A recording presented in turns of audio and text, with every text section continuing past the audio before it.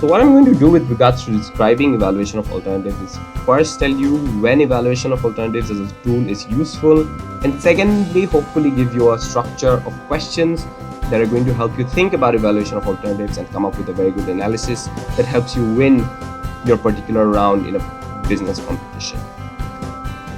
Evaluation of alternatives is actually not always necessary or even useful. It's useful in two circumstances. One, if it's a case that probably explicitly or even sometimes implicitly has alternatives that you ought to analyze before you come to a solution. And oftentimes in these competitions, evaluation of alternatives is also a part of the judgment criteria.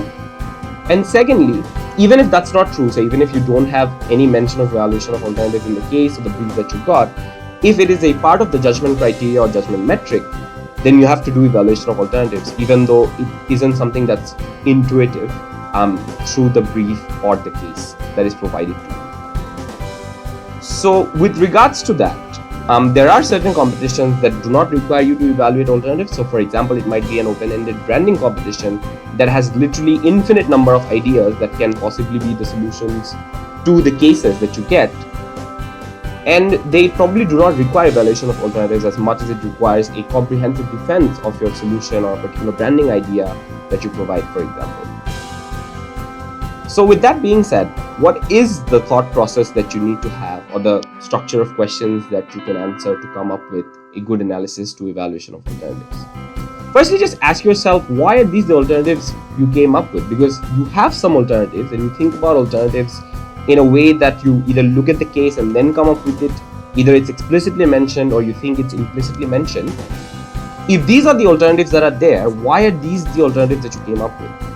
The reason this question is asked in that way is because oftentimes when we come up with alternatives, it's not a very structural process, but it's rather something that we read of the case or that we think it's in the top of our head. But having that thought process is very important as to why you came up with these alternatives, and that's very, very important.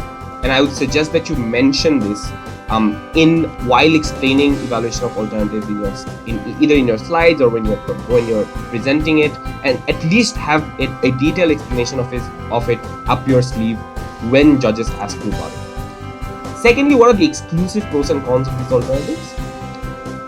I think with regards to this, the reason I've used the word exclusive here is to make sure that in a lot of instances you are not encouraged to use common benefits. So for example, if there are two alternatives, alternative A and alternative B, and both will result in the increase of sales, there is no point in mentioning increase of sales as the pros, because you're evaluating alternatives, you're comparing the two, and if it's a factor that is non-contentious between the two, there's literally no point in mentioning it. Unless, say, if it's more specific, say alternative A will lead to an increase of sales of 10,000 units, and alternative B will lead to an increase of sales of 7,000 units. Maybe you came up with that somehow, and you have a justification for that.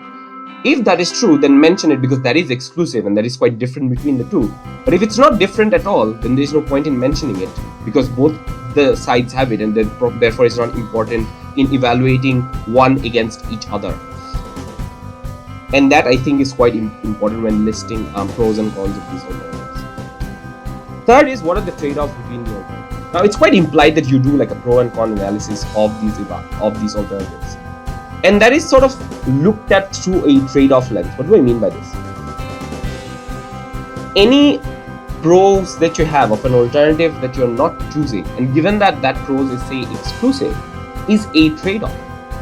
So for example, if alternate A helps you get a product that is not present in alternate B, then that product is the trade-off of choosing alternate B.